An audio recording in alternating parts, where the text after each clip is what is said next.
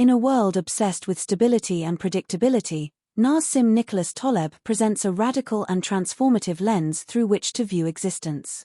He introduces a fundamental property missing from our vocabulary and our understanding of systems, from our bodies and economies to political structures and personal lives. This property is the opposite of fragility. While a fragile object, like a porcelain vase, breaks under stress and volatility, and a robust object, like a rock, merely endures it, something else exists. This third category thrives on randomness, uncertainty, and disorder. It doesn't just withstand shocks, it requires them to improve, adapt, and ultimately flourish. Taleb calls this quality antifragility.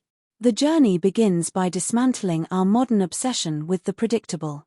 We live in a world engineered to suppress volatility, to smooth out the bumps, and to forecast the future with spurious precision. This quest for comfort and control, Taleb argues, is dangerously misguided. By eliminating small stresses and fluctuations, we make systems more vulnerable to catastrophic, unforeseen events, what he famously termed black swans in his earlier work.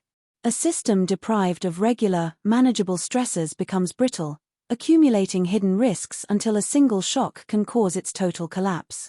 In contrast, antifragile systems are built to benefit from these very shocks.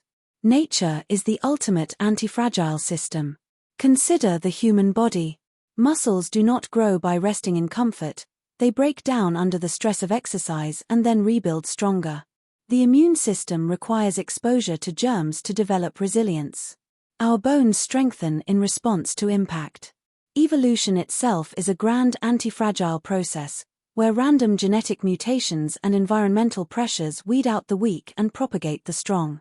Suppressing all volatility in the name of safety, sterilizing every surface, avoiding all physical strain leaves us weaker, not safer. This biological metaphor extends to every domain. Taleb draws a crucial distinction between the localized and the systemic. A single restaurant may fail, a fragile entity, but the restaurant industry as a whole becomes stronger because of this failure, as unsuccessful models are removed and space is made for better ones. This is why centralized planning and large, too big to fail institutions are inherently fragile. They concentrate risk and eliminate the natural pruning mechanism of small failures, making the entire structure vulnerable to a single point of collapse. Decentralized systems, with redundancy, optionality, and the freedom for individual components to fail, are inherently antifragile. The City of London, having survived countless fires, plagues, and bombs, is more vibrant than ever, while meticulously planned utopian cities often stagnate. This leads to the concept of optionality, a key mechanism for achieving antifragility. Optionality is having the right, but not the obligation, to take a certain action. It is about positioning oneself to benefit from positive uncertainty while limiting downside from negative events. The classic example is the entrepreneur who invests a small amount in a venture with a potentially huge upside, but with a capped loss, the initial investment. This is convex exposure, where the potential gain far outweighs the potential loss. Fragility, conversely, is concave. You have limited upside, a steady salary, but exposure to catastrophic downside, job loss in a crisis. The antifragile strategy is to seek convexity in all things, to create a life or build systems where you have more to gain from random events than you have to lose. Much of modern life, however, is engineered to make us concave. We are encouraged to specialize deeply in narrow fields, becoming fragile to technological or market shifts. We rely on complex, interconnected financial systems that hide risk. We follow rigid, top-down plans that cannot adapt to new information. Taleb advocates for a barbell strategy to combat this. In finance, this means putting most of your capital in extremely safe assets, like treasury bills, and a small portion in highly speculative, high-upside ventures, avoiding the fragile middle of mediocre, medium-risk investments. In life, it means combining extreme stability in one area, a secure, boring job, with aggressive risk-taking and exploration in your hobbies or side projects. The book is also a polemic against the intellectual fragility of those who mistake the map for the territory.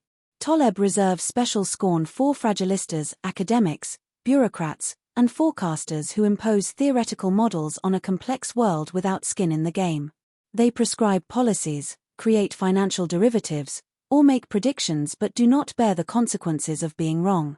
Their errors cause systemic fragility while they remain insulated.